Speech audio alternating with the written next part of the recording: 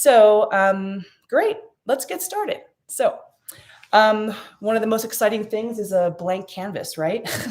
And it could also be very intimidating. So I understand that as well. I wear gloves when I paint. And the reason why is I paint a lot. So I'm washing my hands all the time if I don't wear gloves. But also, for example, in cadmium, cadmium is a toxic material if you were to ingest it, let's say, right? Acrylic paint is, I believe, well, it is less toxic than oil paint because oil paint has all the fumes and things like that. Acrylic is water-based, but doesn't mean it's totally safe. So if you get paint all over your hands and your fingers, the pigments inside there are actually getting into your skin and getting into your system. And so it's a good idea to wear gloves or wash your hands well, or use some of those, liquid skin materials on your hand. I even just use like a good salve sometimes, and it just washes off really easily. It's like an oil-based salve. Okay. Basically, I'm going to take you through my process of how I started painting, okay? And there's a lot of different ways to do it. So today we're just doing one way, okay? And I always intuitively pick my color at first. Now, we are going to work on color schemes later, but for this first layer, I just don't want you to think about it too much. I want you to just pick whatever color is jumping out at you. At this point, if all you have is red, blue, yellow, white, and black, then I would mix either a secondary color, secondary being purple, orange, green, or a tertiary color, yellow, green, red, violet, so on and so forth. You certainly could start your piece with one of the primaries, but I always think it's good to mix a little bit. So I am going to go with this yellow oxide from Golden. And I will go ahead and put the video on my palette here. This is a palette that I made. It's from the Glass Store. It's an offcut from the Glass Store. And I have a blog post on this actually on my website. But you just get the glass, you get a piece of cardboard, you paint it white, you attach it with duct tape, and then you have a really nice big reusable surface. Now, I'm thinking I don't have probably enough paint there, so let's put a little bit more on here because I have a 36 by 36. That's what I'm going to be demonstrating on today. And then for your first layer, use like a big hardware store brush. These are great. Go to Home Depot and, grab yourself something that, they're like $15. And I always wet my brush first before I apply the paint. And then you always want to apply the paint just the tip of the brush. And then let's go back here. And then at this point, if it's not spreading as well as you'd like, you can use your water bottle to help spread the paint. And if you run out of paint, I'm about to run out of paint, and that's okay. I'm going to put on a slightly different color so I get a little bit of an interesting background. So I'll just demonstrate that real quick. I won't show you my palette, but I'm going to go with a brighter. This is Hansa yellow. The fluid paints are really nice these are the fluid paints when you really want to work fast. So you see now I have like this really nice bright yellow that's also in the scene here. So go ahead and do your first layer in your canvas right now. Okay, so again, don't overthink your color, go intuitively, just pick what jumps out at you. This should be the easiest step for you. And it's a great way just to get the painting started, okay? So go ahead and do that and I'll finish mine here.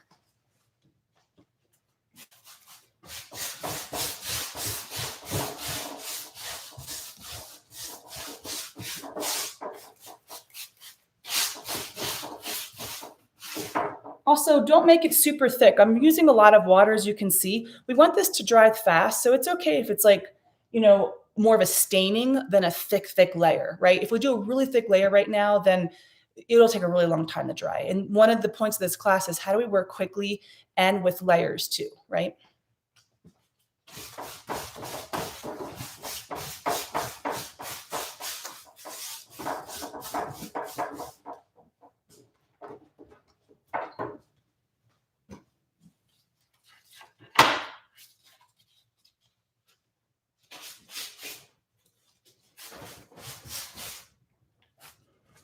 I'm using Golden paint. If you've been doing acrylic for a while, Golden is pretty much, I'd say, the best acrylic paint. I mean, just the richness of this color, and I didn't have a whole lot of paint on there. That's a testament to how good golden is.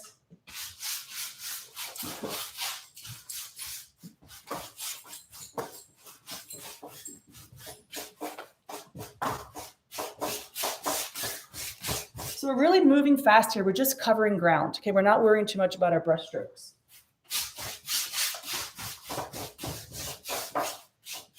Typically, I also paint the sides of my painting in this first layer.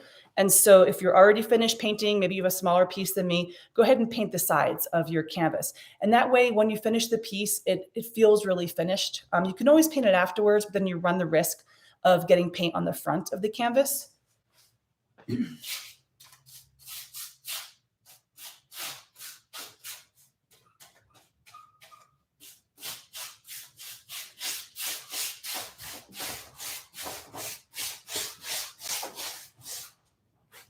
I'm also just going to demonstrate this.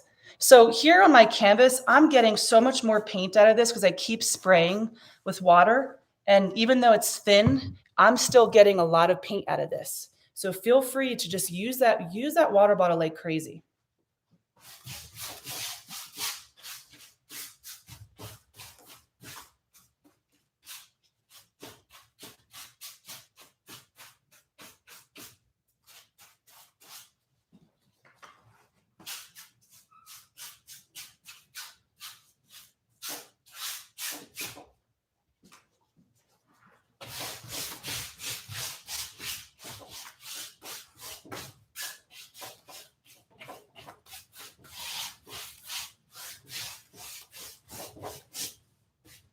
Okay. Hi, Cinzia. I just see that you're in here from Germany. Great to see you. We did that week-long class together where I taught you encaustic, and I think we did acrylic as well. We did both. And I love to see all your updates about what you're doing these days. Okay, so I'm just assuming that you all are still painting. So I'm going to just talk a little bit about some things while you're painting. Okay, a few more touches there. So let's move in a little bit more. Okay. All right, so about paint. So I was talking about Golden before. So Golden's the best brand, right? And what you'll find with the better brands of paints is that they have a higher pigment amount. And so it's you need less paint to change a color. If you're doing a color mixing, for example, you want those pigment-rich paints. I also use a lot of Liquitex, and I'm sure, yeah, there we go. Here's a Liquitex Professional, also a very good choice. They're both fantastic. So, but if you are starting out or you're really trying to find your voice and you find that you go through a lot of paint, I probably wouldn't use Golden, or Liquitex Professional. What I'd avoid is Liquitex Basics because it just, even after it's dry, it wipes off with a wet rag. So I have a whole blog post about this on my website, but and it's called The Best Acrylic Painting Tools to Buy. And I have a list of like my favorite paint brands and like the ones that are professional and then ones that are like more student grade but work really well still that I use in my workshops, brushes, palette knives that I recommend, all kinds of stuff. So if you want that information, check out my blog post after the class. If you go to my website and you go to blog, you'll see where that is. Okay, so does anyone need more time to get this first layer down? Just go ahead and put that in the chat box for me. Just say yes if you need more time. If I don't hear anything, I'm going to assume you don't need more time.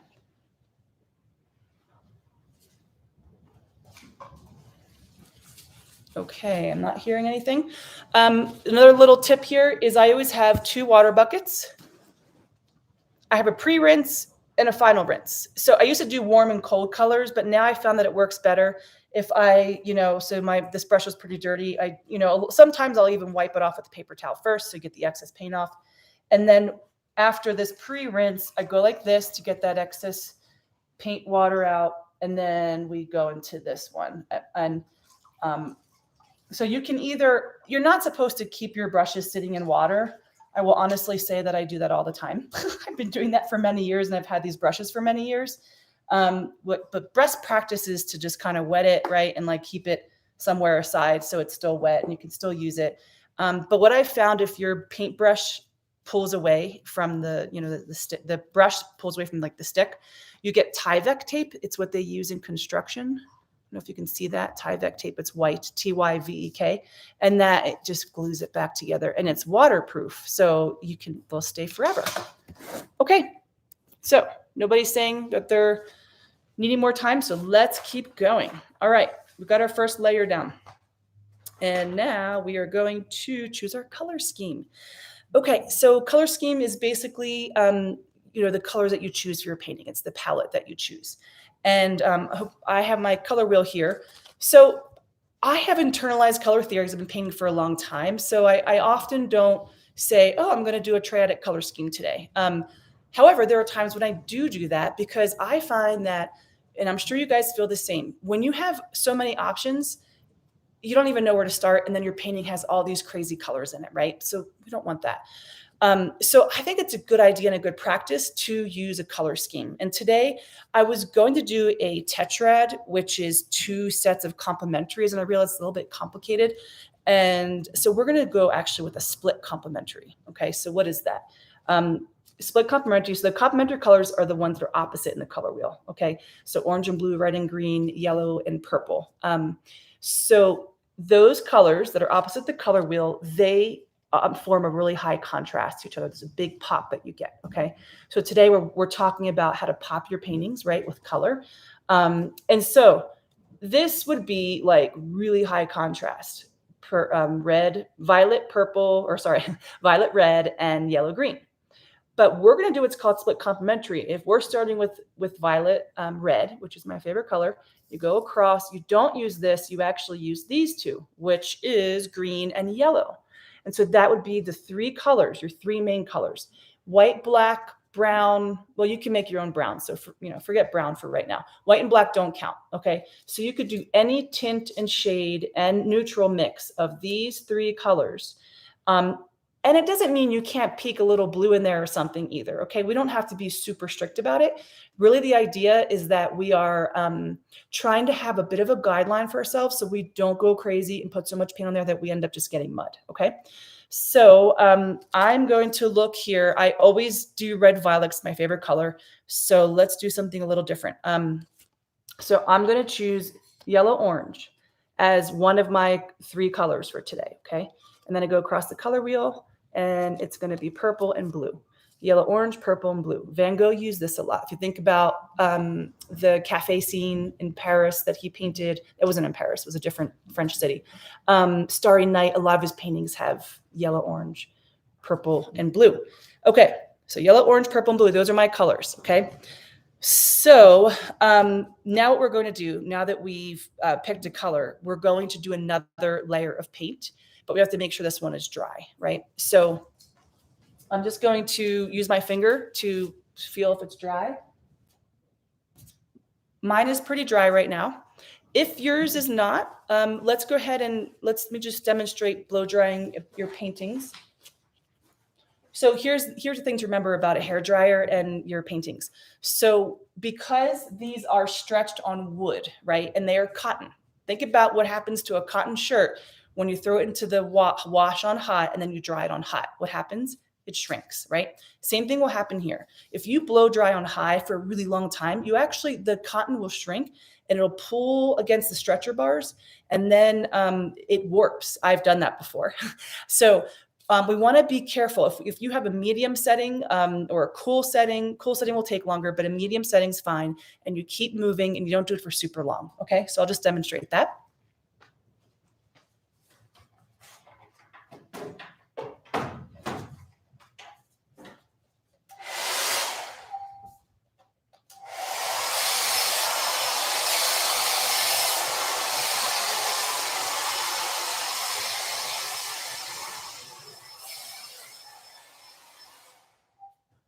Okay, now to be totally dry, I might have to go a little bit longer, but for now, that's good enough. Okay, so let's go ahead and talk about our next step. Okay, so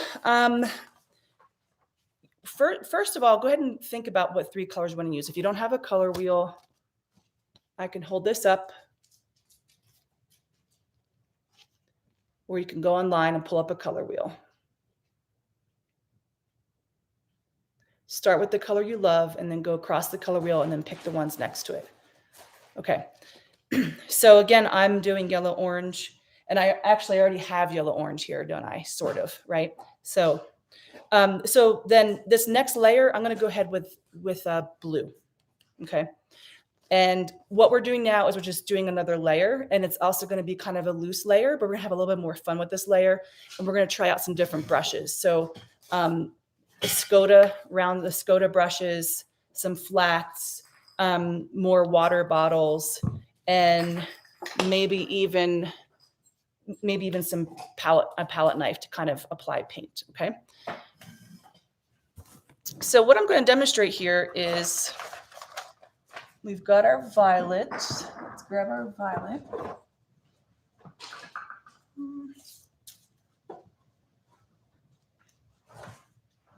I don't have a pure violet right now, so we're not going to do pure violet. We are going to do,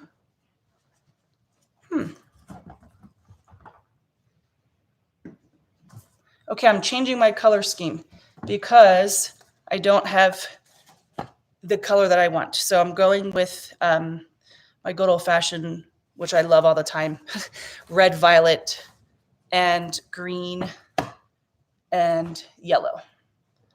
Okay, so those are the three that I'm going to do. And so right now I already have yellow in the background. So I think I'll go ahead and I'll mess around with this green.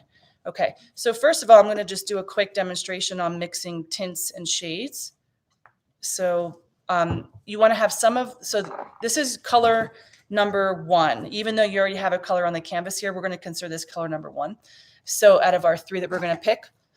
So to do a tint, you're going to do a little bit of white here and then a little bit of black. Because it's more interesting when we have different values going on. And yeah, so let's not just use green, right? Let's make it a little bit more interesting. So we'll keep some of this pure green here, and then we'll add some white. This is phthalo green, by the way. Okay, so we've got like a really light green, actually a medium green. And then I'm going to just take this and add it in with the black, and we'll make this sort of dark, really dark color. I'm going to add more green to this. I think it's a little bit darker than I want. And then let's add all of that white there. Okay. So now I have a shade. Actually, this is a tone because it's black and white. It's dark. I have a medium sort of pastel green, right? And then I'm just going to go ahead and do this. Let's just, whatever comes up from this little mix. Okay, so now we have a lighter version of this. And I'm going to go ahead and just lighten that up even more.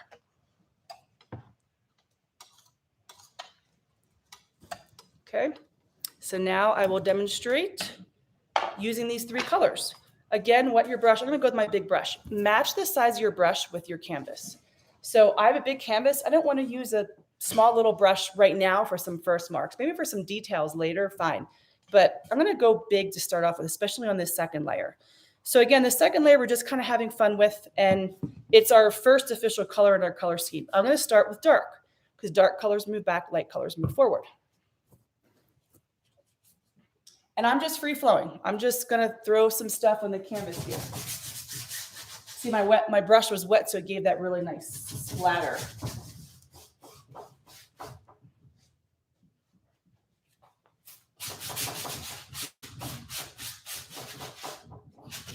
I like to try to work from the corners in. Notice I haven't even touched the center.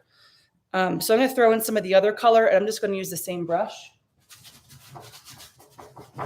Ooh, it's almost like a turquoise, which is interesting. So all right, here's why that's happening. So this was a pastel green, right?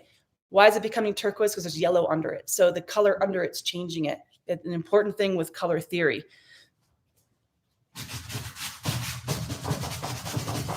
Look how I'm kind of, I'm almost like scrubbing the canvas, right? I'm going fast. I'm doing a dry brush technique where you can actually see a little bit under the canvas. We can use the water bottle a little bit more to kind of bring some fluidity into the piece. And now I'm going to just do a different brush for this other color, just so that I have one brush for one color and one for the other. And this brush I wet a lot, so let's see what happens here. Okay, so you see how it's dripping right down. Woo. I am splashing away. Okay,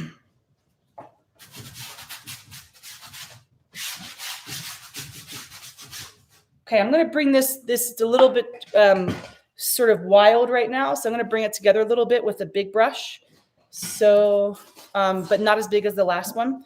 And I'm going to add a bit of white to my brush here because I can see it's getting a little darker than I like. In some areas anyway.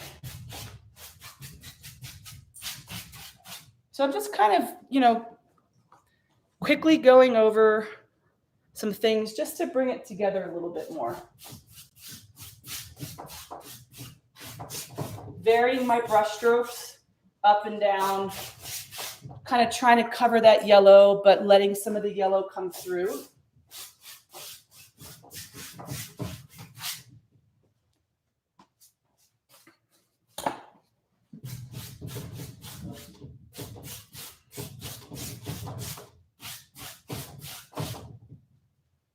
And I really like what happened there with the turquoise. So I'm going to mix a little bit more of the green and yellow, the green and white, to get a little bit more of that color in. So at this point, you can go ahead and start playing. Start putting on your next layer with the first color of your split complementary color scheme, and mix a tint, a shade. So mix it with white, mix it with black, or mix it with black and white. So you have about 3 different values to work with. And I'll keep kind of plugging away at this first layer. And I'm just sort of playing and being free, but notice there is a bit of a structure that's starting to kind of pull out here. So we'll talk more about structure in a little bit.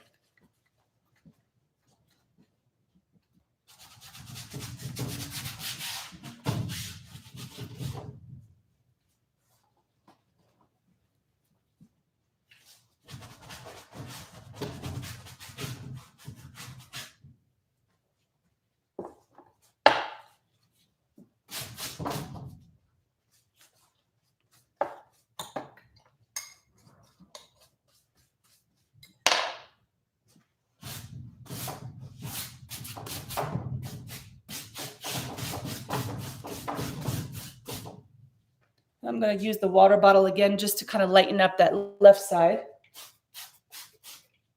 And I'm going to throw some more white in there because I can see, we were going for a darker layer for this layer because, again, dark goes back, but I want to light it up a little bit.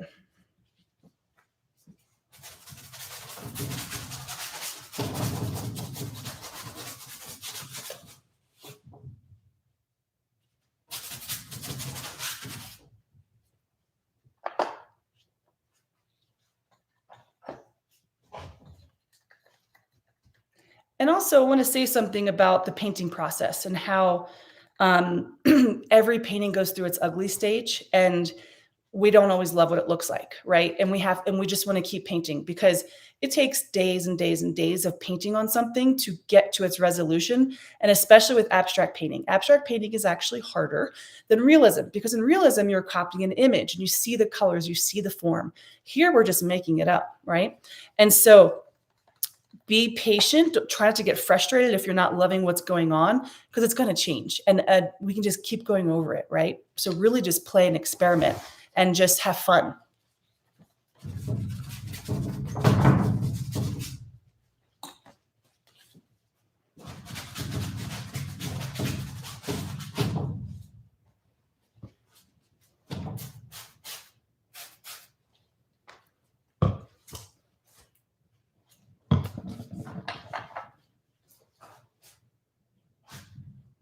I'm just going to make myself stop there because I'll just keep going.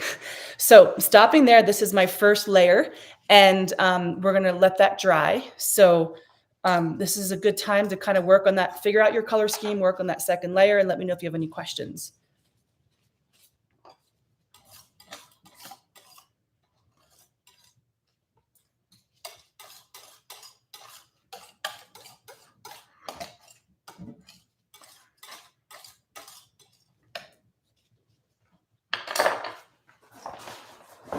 So just demonstrate how to kind of keep your water a little bit cleaner. I guess the only drawback here is that we're going through paper towels, but you can do a sort of a pre-wash with your paper towel and then put it into the water. You can use the same one over and over again.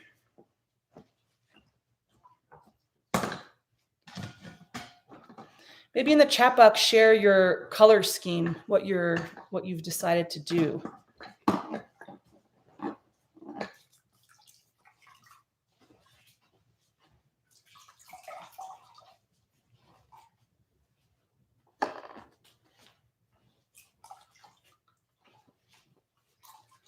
So while, here in this, what I'm doing is just washing my brushes, getting ready for the next step here. And what I do is if I have some paint left over like I do right now, I get old tuna fish cans or cat food cans, kind of pull the color off to the side. I don't like to waste paint, especially if we're using, good quality paints. But even if it's cheap paint, why waste paint, right? Like, why put more things in the landfill? So I just go like this. Okay, so there's my paint, and that keeps it wet. That's kept my paint wet for days. It's such a good little system, honestly. So just if you have a lot of paint left over after this first, second layer, just put it to the side, put a little, if you have something. If you don't, that's fine. Just put it to the side, bunch it up together, right? Because if it's together, it stays wetter, and give it a little spritz, and then we'll come back to that color later.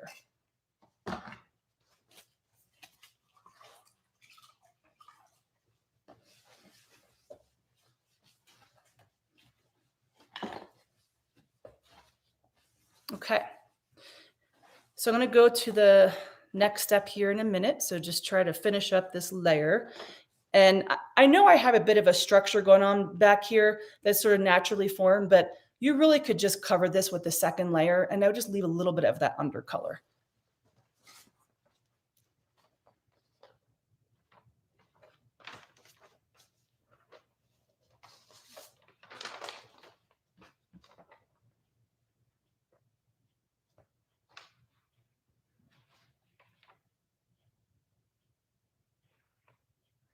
Okay, so I'm going to keep moving on here. So the next thing when I'm starting a painting that I start thinking about is my composition.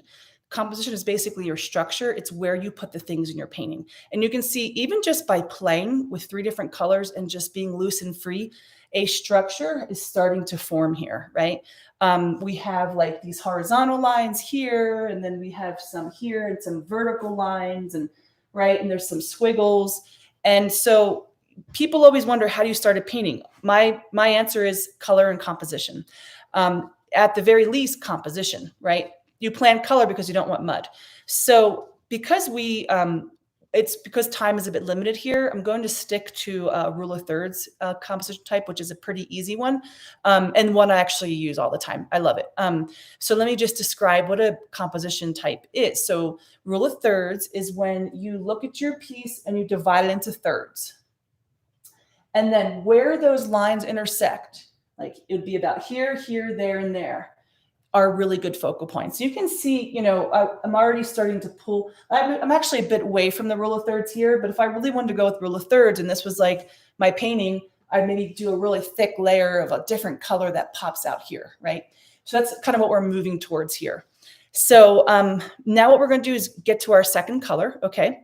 And let's see here. Remember that I am doing red, violet, and green and yellow. So I'm going to go to the red violet now. And what I'm using is quinacridone crimson. It's not, we could put a little bit of blue in there, but like I said, as long as we're kind of close. So if you look at the color wheel, you see that this color is very close to red violet, right? It's not red, it's not purple. So, but it's not exactly red violet. And it's okay, because we're still going to get a really nice contrast against the green with this color, okay?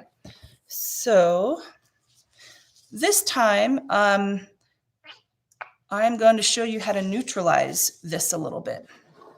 So if we think about the color wheel again, let's move this up. My color is red violet. The opposite of that is yellow green. So I can neutralize the color by adding a bit of yellow green.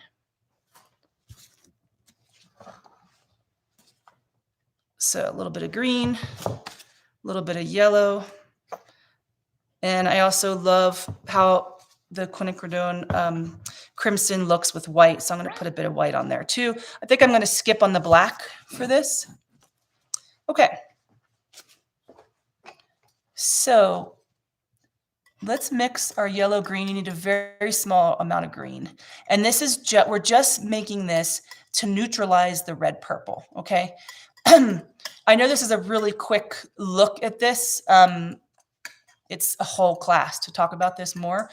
But for now, we're just going to talk about how a different color, especially like, what do we have here? A warm and a cool.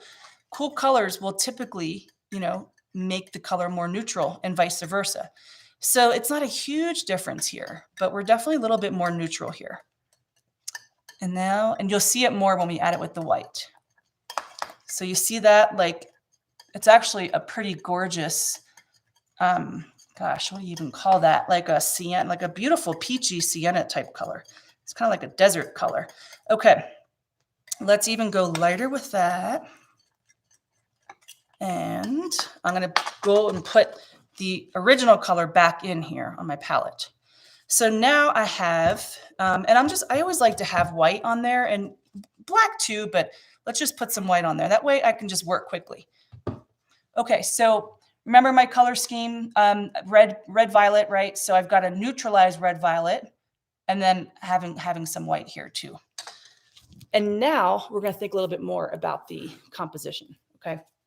Because now as the painting moves along, you have to think about it more. You have to plan it out a little bit more, right? The beginning's like loose and fun. Although we could be loose and fun to another layer right here and see what comes out, right? But I'm just not doing that method right now. So I'm gonna be a little bit more calculated. So if we want to create some contrast, well, first of all, cool colors move back in the picture plane. Warm colors come forward. Bigger things come forward. So if I go ahead and get my big brush here, and it's a little hard to see, so I'm going to darken that up. That color should look like it's moving forward in the picture plane, okay? Because it is a warm color. I'm going to just exaggerate that a little bit more, and I'm going to apply the paint with my palette knife.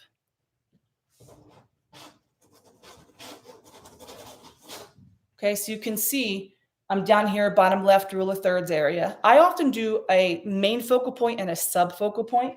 So this might be a subfocal point. We'll see how it develops. But this is coming forward, okay? This is how we pop our paintings. We use contrasting colors, warm and cool. And if you want depth, then think about doing cooler colors in the background.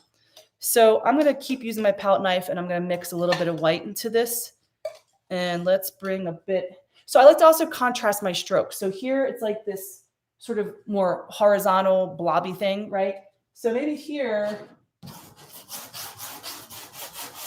I'll go up and down. And it feels a little small for me because it's such a big canvas. So let's just use the brush here and brush this out a little bit.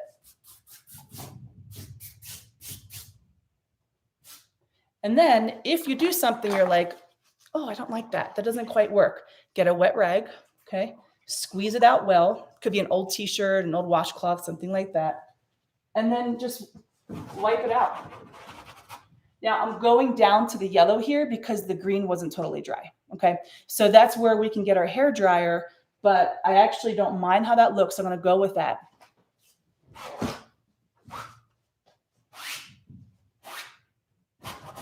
Big strokes with abstraction. Let's not do little teeny things, okay? Go big. This is a big canvas. Spread it out. Really kind of work the whole piece. I'm going to paint with the rag now, okay? So I just going like this. So it's right here on the rag. And then let's put a little bit here.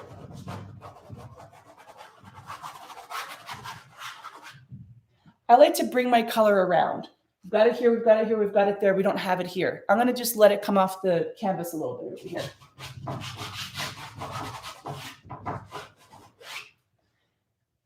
And so we're actually starting to develop a composition here, right? we're starting to develop an interesting structure too. By just doing these loose, scratchy things, we're still kind of sketching, right? Like we're sketching with paint. Some people will sketch with charcoal first, plan it all out. Whenever I try to plan a painting, I always like depart. So think of yourself as sketching still. And then if we love it, then we're going to go a little thicker with some of this paint, right? We're still working kind of thin right now, okay? So go ahead and mix your second color. And if you'd like, neutralize that second color with the opposite color in the color wheel, okay? Add a tint in there, have the pure color, and start adding in some details. And think about the rule of thirds, okay? Think about adding these details in these thirds areas, but also bringing it around the piece so that it's not just plop, plop, plop, 3 spots. Let's work it around the piece, okay? So I'm going to keep working while you guys are working.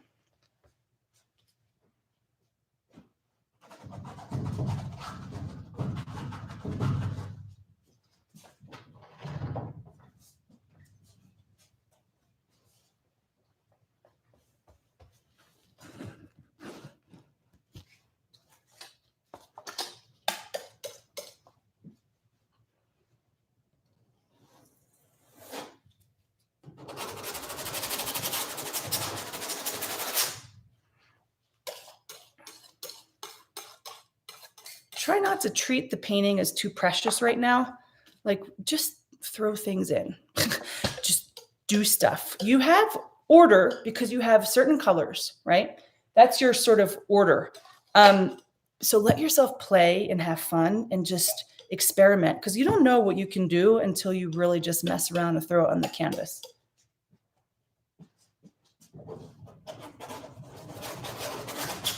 I'm going really fast. Keeping the palette life kind of light here and really kind of big movement, scratching it around. I'm going to do a little blow drying now because I don't want the yellow to show anymore. So I'm just going to do a quick hair dry here. Not hair dry, canvas dry.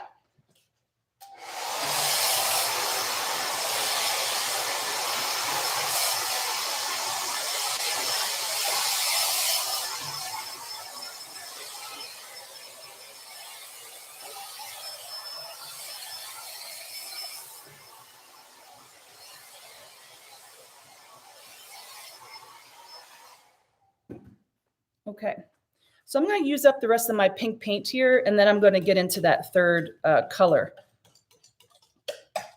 And I really like using the palette knife. Notice how the areas with the palette knife, they're really sticking out because the paint stays pretty thick. Even though I'm using fluid paints, you know, I really kind of bulk it up on there. And it just makes it look a lot more interesting and gives us some contrast.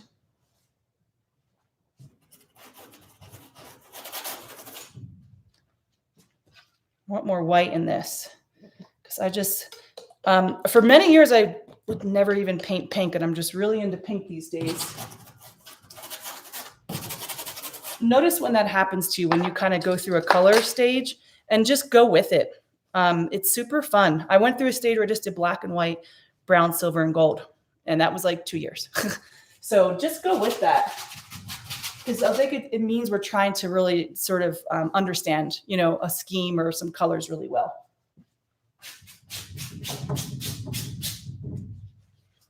Don't be scared to go over stuff you already did.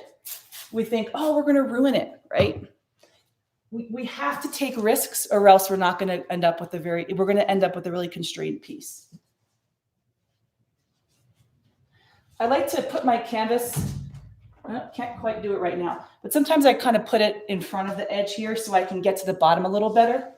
So that's what I'm doing here. Okay. It's pretty stuck on there. I'm just going to go with it. It's okay.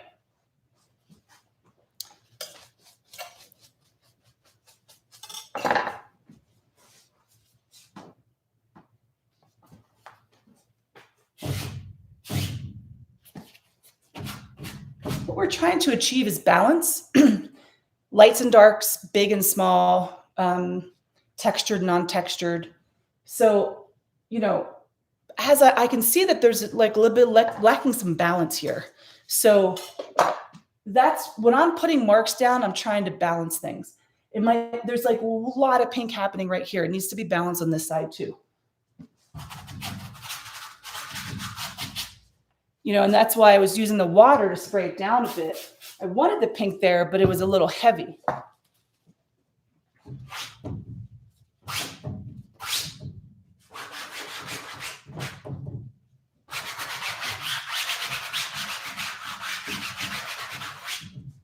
I'm going to mask a little bit with my rag. So masking is when you kind of go over your marks. And a lot of times you do it when it's dry, but I'm going to go ahead and just do this right now while it's slightly wet.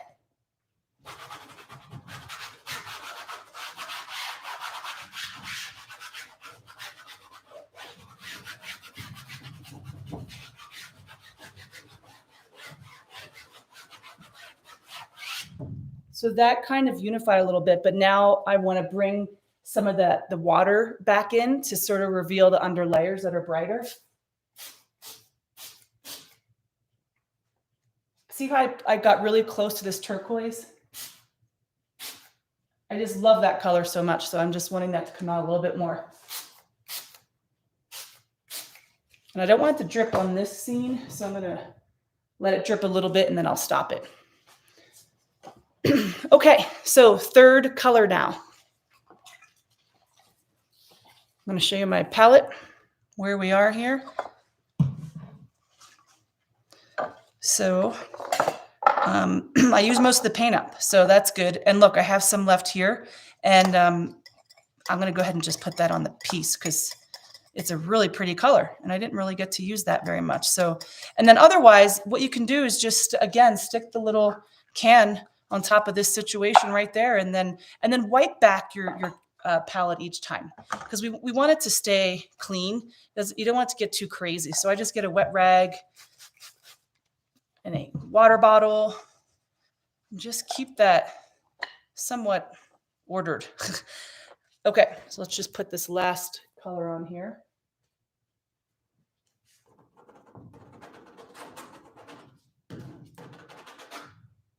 I really like that color. I'm going to probably want to bring that back in later. Okay. So once again, we are doing a split complementary. So now we did the green, we did the purple violet. Let's get to the yellow.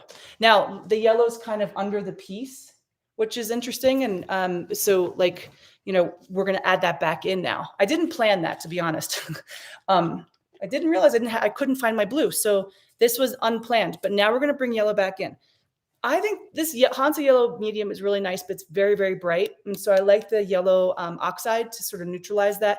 Of course, you could also use purple to neutralize this. So I'm going to bring some of that yellow back in now. And let's actually, before we get in there, let's just talk about this where it is right now, because we don't just want to keep jumping in. We have to be careful about it, right? And so, at this point, I want to think to myself, what do I like about this? What's working? What needs to kind of go a little bit?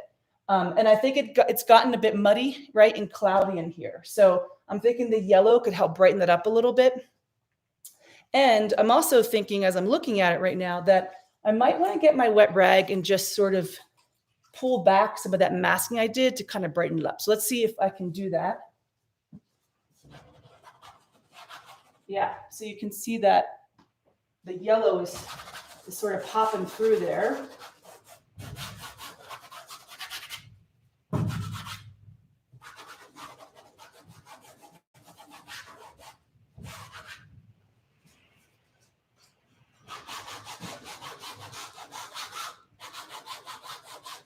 See, those green drips were still wet because I didn't dry it all the way. So they're pulling up, but I really like how it's giving this stained yellow effect. Okay.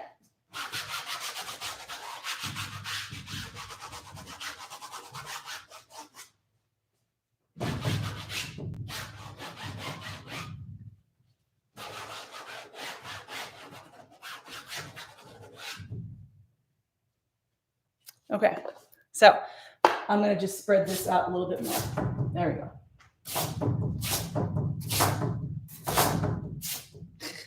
All righty, now let's get some yellow in there. So I'm going to start just with the yellow oxide, because this will be less of a highlight and a pop than this. This is a good color to bring out like the highlights, right? And to like really pop it against the scene, right? And this is what I'll do sometimes too. I just hover the color in front of my piece and just think, do I want that?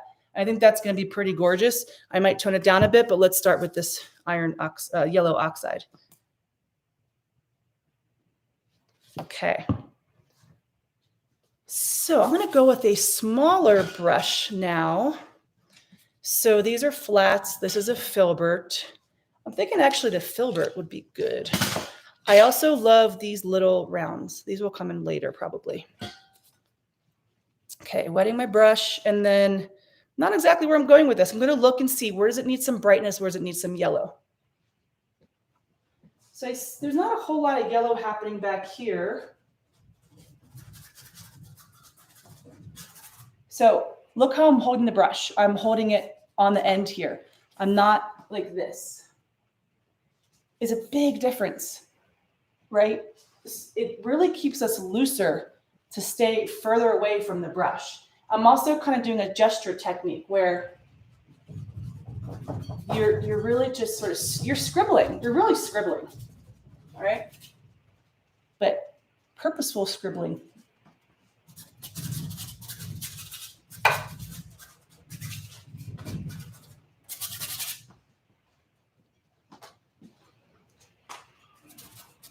I'm going to work off of this yellow-green that's already there. And I'm adding color on top of it because it was kind of muddy. And so this will kind of help reduce some of the mud. Okay. And then a little bit more down here. And I'm feeling like down here we want a little bit more.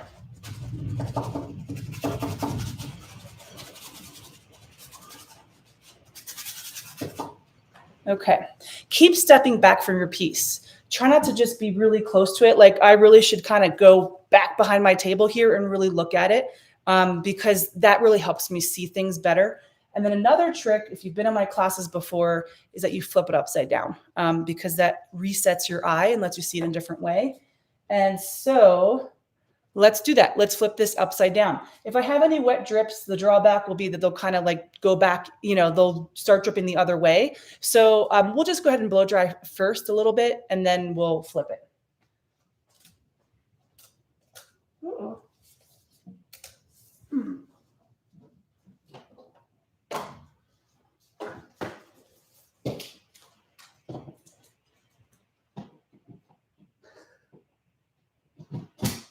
Okay. Sorry about that. Hair dryer. Oh, it's not working for some reason. That's okay. We'll just go with the drips, dripping the other way.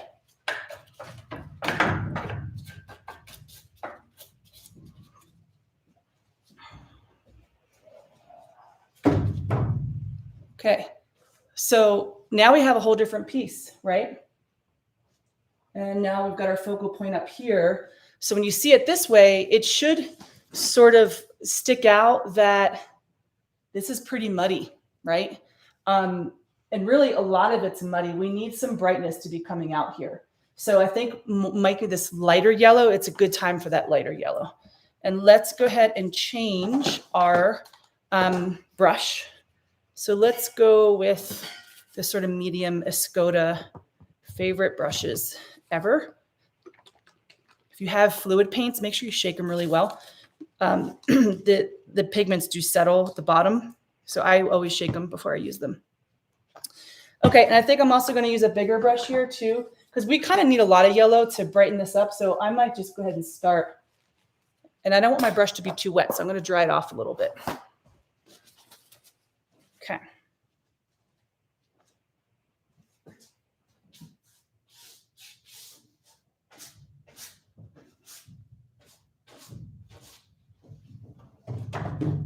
Okay, so now I'm on top of the easel little edge here so I can get this edge a little better.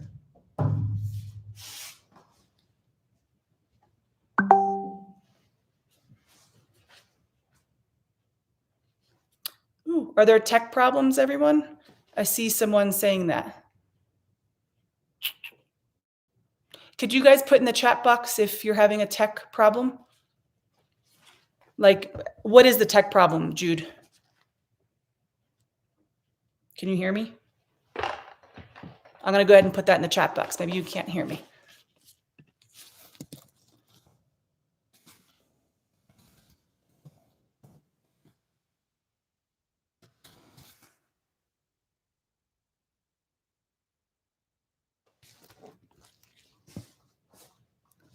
I'm just going to wait and see if you guys can actually hear me. Okay, no tech problem for Cinzia. I'm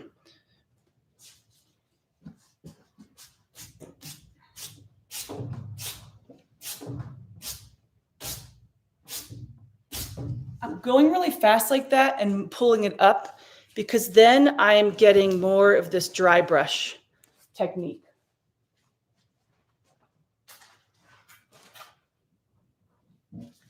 So right here, it's a little hard to see, but I'm getting this dry brush technique, which I really like. Okay, so this is already feeling a lot better. It's funny because I can look at it through the screen too and see different things. So that's kind of fun. Okay, but I mean, there are times when like this painting in a month might be completely different, right? So I just throw stuff down to see what's going to happen. I don't exactly know what I'm up to right now. And that's what I like about abstract painting. Makes it fun. Okay, I think we need some round brush up here and some of that yellow. I threw a bit of white into that yellow too.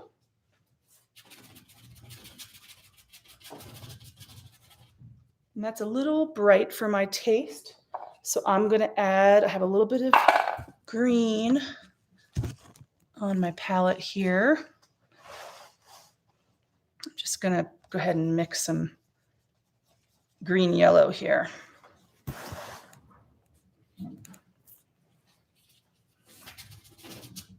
That's better.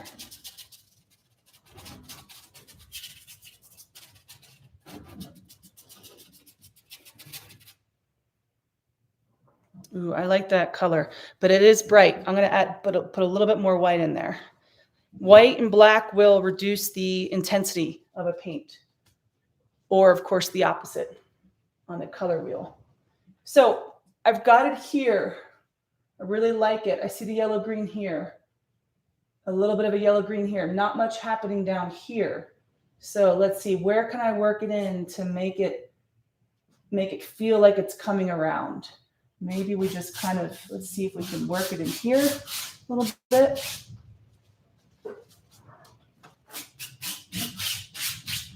Actually, I'm going to get the green right into that yellow that's already there. There we go.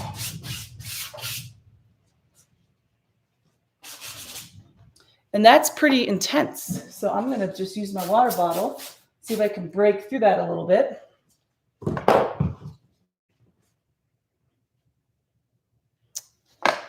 And another little trick for you can use when the painting is not totally dry, you can, or when it's a little bit dry, let's say, you can't use water, right? Because it's pretty much dry. You can also use rubbing alcohol to help wipe some areas out. And so this is rubbing alcohol here, and I'm going to put a little bit on my rag, and that will help just kind of pull off paint a little bit more. So what I'm doing now is I'm reducing, right? So there's additive painting. Additive painting is when you add paint to the canvas with a brush or a rag or a palette knife. Reductive paintings, when you remove away, you scrape away, you wipe away, right? Use the water bottle. That actually is a reductive method.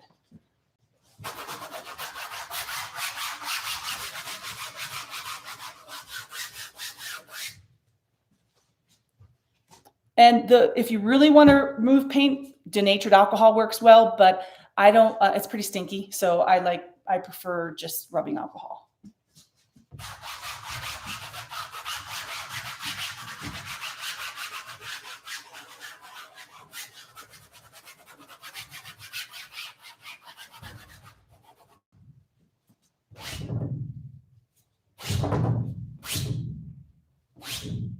Okay. So it's really a push-pull. It's looking, yes, Cinzia is actually, I'm just seeing what Cinzia said. She uses a mirror sometimes, and yes, absolutely, a mirror works well too. Now it's really just the dance of trying to sort of finish this painting. And because the drips are going the other way, I want to go back to the other direction and work on it like that.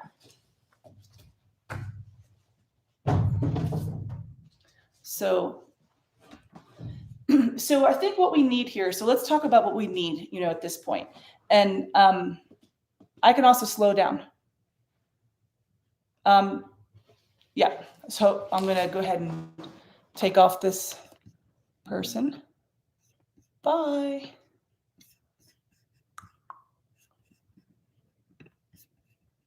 Okay. Sorry, I had to remove someone. Inappropriate comments. Okay.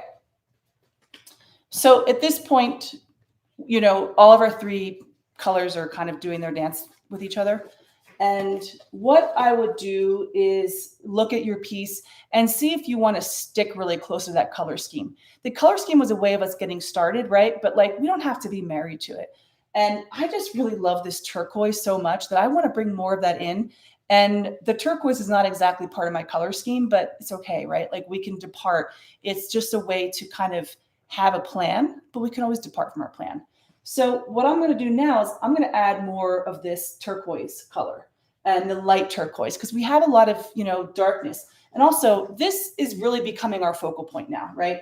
And notice that it's like the rule of thirds would officially be here. I'm a little bit below that.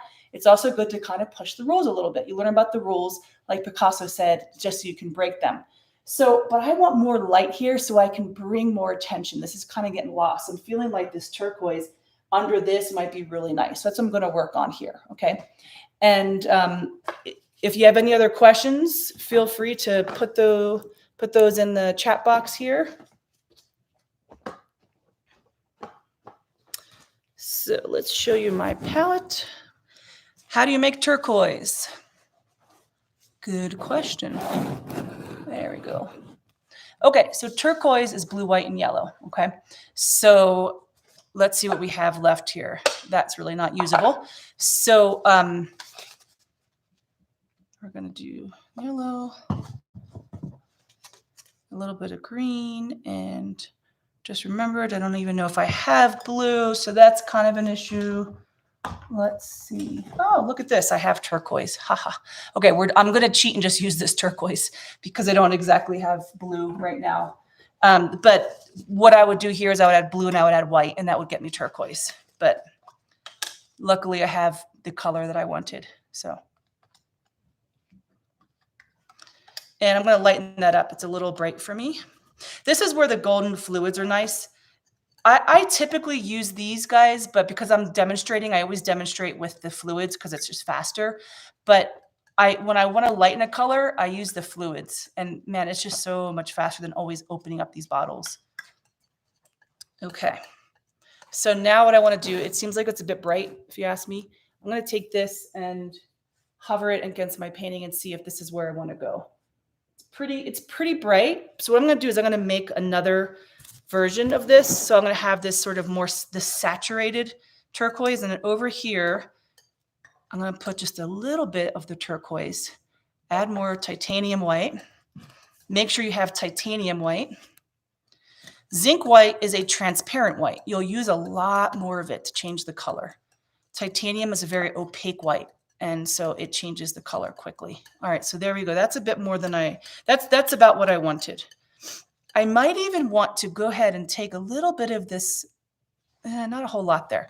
Let's put just a tad of this quinacridone crimson just to neutralize it a little bit, because it can feel like really saturated if we don't tone these down a bit. Okay, so like, see, I think that's much better.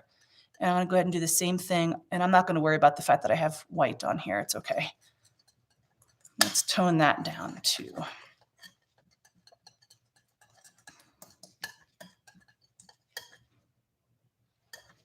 Okay. And it's subtle what we're doing here, but it really does make a difference.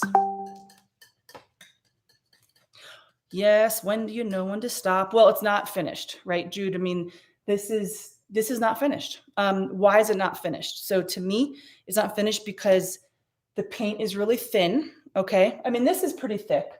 It's still kind of muddy. We don't have enough contrast. We have a lot of medium values. We have some dark values, but we need more light values to pop it. So when I finish a piece, often I'll go, oh, like I get that feeling, and it doesn't always happen that way, but you have to wait for that wow factor. And if you don't have that wow factor, it's just not done, or it's just not a great painting. And so but it's a tricky question, is when is it finished? And we can talk more about those things after the demo. I'm almost demoing, and then we'll get to Q&A. Okay, so I have some of this medium, and I'm going very fast, very light. I did abstract florals, very abstract florals for some time. And I sort of can't help myself, I just find myself going back to them. Like, to me, this is a very abstract flower that's going on here. Okay, so I'm really liking, do you see how this is sort of bringing a little bit more lightness here? Also, I'm feeling like I want some of this color, darker color right here at the edge, because if it was an actual flower in nature, like, we would have a little shadow there. And so let's go ahead and put some of that in. I'm going to use my small brush here. Just see if we can't work that in a little bit. Okay, I think that's better. See how that helped, right? It really popped it against. So now we have, again, this is about popping your colors, right? Look at this line. It is really standing out because we have this high saturated, two high saturated colors that are almost opposite in the color wheel, okay? So I'm feeling good about that. Let's move this turquoise around and let's go to a bigger brush.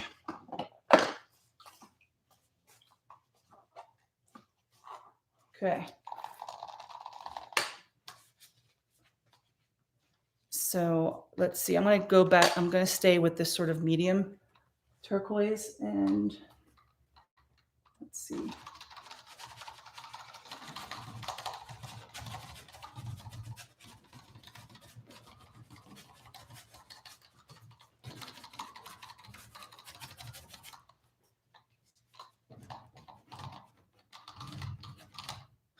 My brush is loose. I'm going to have to use that Tyvek tape. Yeah, probably because I keep my brushes in the water. So you really shouldn't do that. Okay.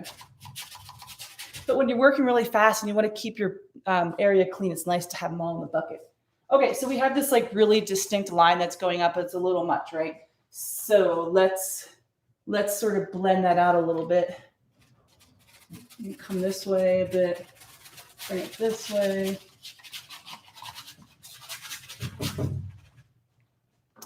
Put some in the corner, and I'll probably wipe some of that out. But again, we're just sort of sketching it on. We're seeing how it looks. But notice how the paint's getting thicker now, right? So like it's slowly getting to a more finished place. I might just let that stay. I'm kind of actually, even though it feels very linear, I'm kind of liking that. Because we can always remove that later. That's the thing, is that I don't have to think, oh, I got to get that. It's like way too straight. It looks terrible. Let it hang out. Later on, you can deal with it if you want to. Okay, a little bit more up here.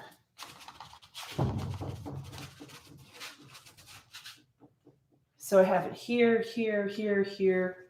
I could use a little, ever so slight call over there off the page here. Okay, now let's get some of the highlight in. And when I say highlight, it's the lighter version of this, right?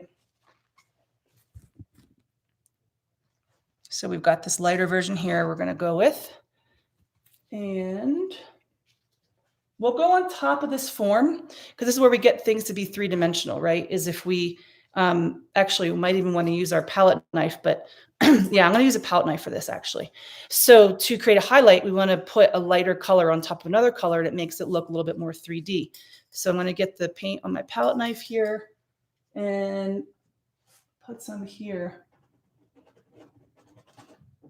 See, and that kind of pops that form a little bit now.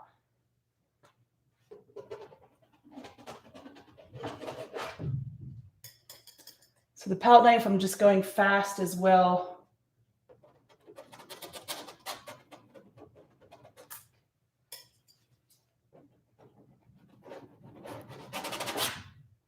Okay. And again, just like before, we want to bring this around. So we have it here, we have it here, we have it here. Let's bring it over here somewhere too. Asymmetrical balance. I'm not really working the center a lot. It's like the edges, right? I'm just pointing that out because I think your piece is more interesting when you kind of go off center and use asymmetrical balance. And so I'm not even thinking about it. I'm just by nature not sort of going in the middle there. Okay. So, you know, we have this issue, right? To me, that's like not really working so well. So this needs to be brought together sort of to me for at least feeling like for today it's finished. So before I do that, let me just get a couple more highlights in there.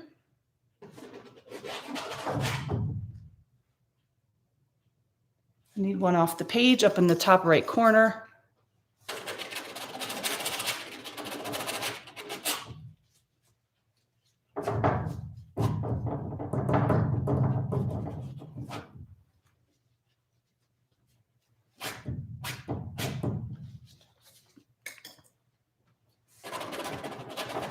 Okay. Okay, so that's right for now. That's good. So I'm going to park those colors to the side and put the can on top, like my little way to keep things wet, because I have a bit of paint left here. And I might, you know, the thing is, if you need to remix this, it can take a lot of time, right, to get back to that same exact color. So first of all, always mix more than you think you need. And then second of all, just keep it wet with the little cans. And you will have it if in an hour you're like, oh, I just need a little bit more of that color instead of having to remix it. Although it's not like you have to be super exact either. I mean, the good thing is that came from that was a tube color, right? That came from the golden container. So it's not like I mixed it on my own, but I did lighten it and I did neutralize it. So, all right. So now it's like this zone. I almost want more of that, like this color here, because I feel like we're very bright right now. So that was the green and the black. So I'm going to mix up some of the green and the black here and maybe even let the yellow be into the scene here. Let me just show you what I'm doing. So I've got this teeny weeny amount left. I just keep it on there. So there we go. Let's add some more yellow to that. Okay, that's a nice color, but let's make sure that works in our painting. It's a bit green, so I'm going to add a little bit more black to kind of make it more of, so with your blacks, try to not use like pure black, unless your piece is like black and white, right? Blue, black, purple, black, right? You try to put a little color in there, just tone it down a little bit. Okay, so now I'm really dark. I'm essentially a black right now. And this is a bold move. I'm like a little scared to put this on because it's going to change my piece quite a bit. This is the reality. I've been painting for 28 years and I'm a little scared to put this color on right now. Okay. So if you're a little worried, you're like, oh, I don't know about that. Just embrace it and go for it. Cause you know what? I'm going to get my wet rag ready to go. So get my wet rag clean and ready to go. If I don't like it, I can just wipe it right out. It's going to stay wet for like 15 minutes anyway. But I'm really liking that. And I just feel like it needs to come in a little bit more. And this is the risk-taking part, right? I think my brush is too small. I think I was going small because I was scared. So let's go a little bigger. The thing is, painting is so much about our mentality too, right? Like where we're at in our lives, and are we going to let ourselves take risks? We're going to let ourselves do that thing that feels a little scary, but we should just do it anyway. Or do we hold ourselves back?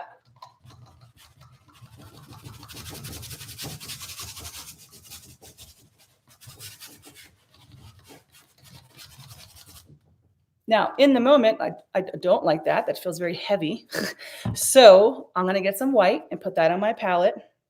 And I'm going to try to lighten that. I'm also going to get some yellow ready because I feel like yellow could help this. So it's feeling really heavy to me and it feels kind of plopped on there.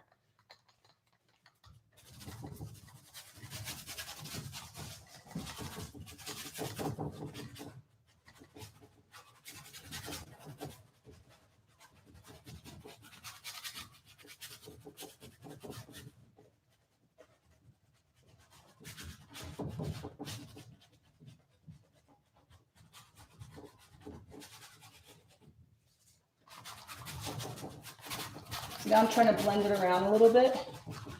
I'm still unsure about this color, but you know, I can also use the water, right, to reveal what's under.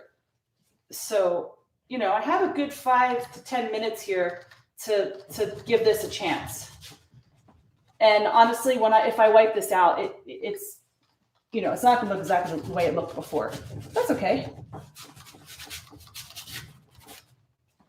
Now for this to work, I feel like it needs to come around a little bit more.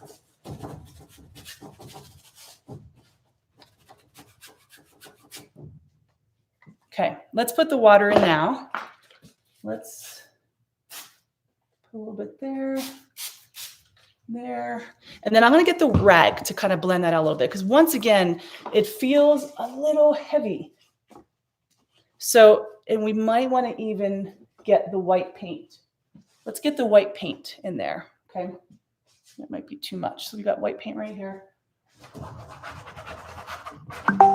Because I'm wearing gloves, you know, I can also use the gloves to help lighten that out a little bit.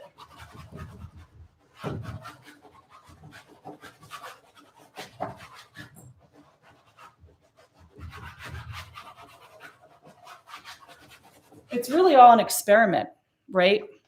Because it's abstraction, and this is coming out of nowhere. We're just painting and trying to make it work, and it's why it's so much harder. Okay, for this to work, I'm going to need to put, and I actually don't mind it, but I'm going to need to put more lightness on top. So, you know, I think this is actually a good stopping place because we only have 9 minutes left. That went really fast. So just going to do a few things just to make this feel like, okay, it's at a really good stopping place. And like I said, next time I would probably come in and I'd bring out some of this yellow. I'd bring some of the light back in.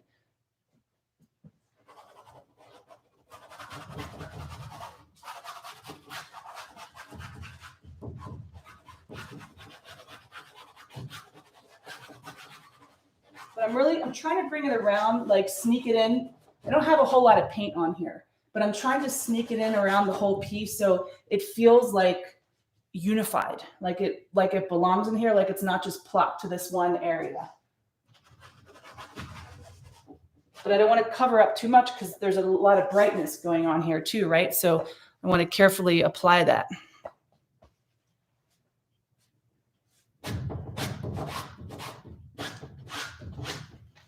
So another question about like, how do you know when to stop? Like stop at a point like this, where if I keep going, I might actually kind of mess this thing up, right? Because I might overwork it. I want to get rid of some of these marks, and because I have the gloves on, I'm just gonna see if I can't get rid of some of those marks.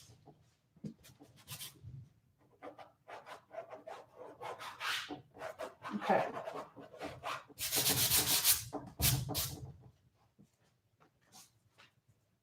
Okay, I'm good with stopping this for now. So that's where we ended up. And so again, we started with the color scheme. We thought about our composition, and we thought about trying to get things to pop and contrast each other, lights and darks, cools and warms, thick paint and thin paint. So I'm going to stop painting now, and I am going to open it up for any questions you have about the painting process, about really anything painting or art related. And I'll just be looking in the chat box here.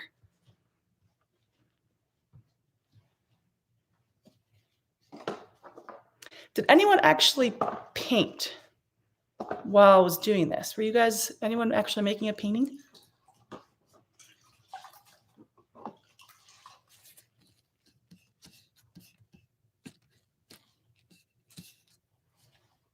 Sounds like no, that's fine. It's kind of hard to like listen and paint at the same time. Okay, well, I don't see questions in the chat box unless I'm missing something. Let's see here. Okay.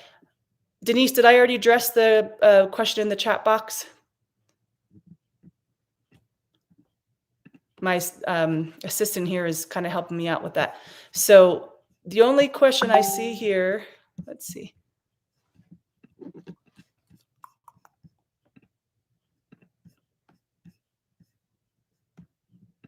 I don't see any other questions. Does anyone else have a question they want to ask?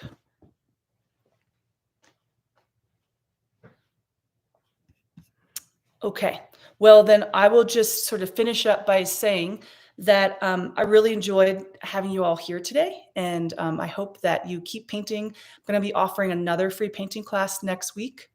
And okay, so Cinzia, did you have a question then? I can see in the chat box here. Go ahead and type it out if you have a question here. And also in the future, we'll probably consider doing Zoom instead of YouTube, so I can actually give feedback if people actually do want to paint while they are, in the class here. So, okay. So Lee always ends up with medium values. Is there a way to deal with that from the beginning? Yeah, so from the beginning, if you remember, I started off with a dark color. It was dark medium, but what I would do if I were you, I'd be really strict about your color schemes and your values, your tints and your shades, basically, so that you plan it out. My background's going to be like, I used to start my every painting with like super dark blue. That was like my thing for like years. I don't do that so much anymore. But if I were you, I would just make yourself at least start with a really dark, like almost black. Okay. Some people use black gesso for that reason. And so it's already establishing depth because dark colors move back, right? I get some water here. Jude, if you could email me your painting, I would love to see it, or whatever's convenient, post it on Facebook, Instagram, or email it to me. I'd love to see what you did today. So that's the thing I would do, Lee, is I would start with dark, okay, and then progressively go lighter. So today I was sort of in between, medium and light for the most part. And the only really dark values I have, and they're not even really that dark, are these. Those are my darks, but I still need some darks in this. This is all very medium values, right? And so it's really just about, I think, starting with them because it's a little bit harder to add them in afterwards, or add them in later using a palette knife and start small. Like if I were to keep working right now, I'd probably get my palette knife, and I love this dark greenish color. I'd move that in a little bit, into some areas and bring it out and darken this up so it even pops more. Okay, so great. Any other questions that you guys want to ask before we end here? We've got 3 minutes left. So if you do, just put them in the chat box. But in the meantime, I have 3 things on this YouTube page. One is a survey. If you want to keep doing these classes, it's a survey about what you'd like to see me teach, and also preferred times. The second thing is, if you want to know about these painting classes, I'm doing a separate mailing list just for these online painting classes. So if you're, even if you subscribe to my general mailing list, like you want to get on that one, because that's the one where, if there's a last minute change with the, link like happened today, like that's what I'll use, right? So don't email my whole list. And then I also have, if you're not on my mailing list, then I have a freebie. It's a PDF of my 5 favorite painting mediums. We didn't talk about those at all today, but they're really good to use if you don't use them. And so you can get that freebie if you subscribe to my general mailing list, and all those links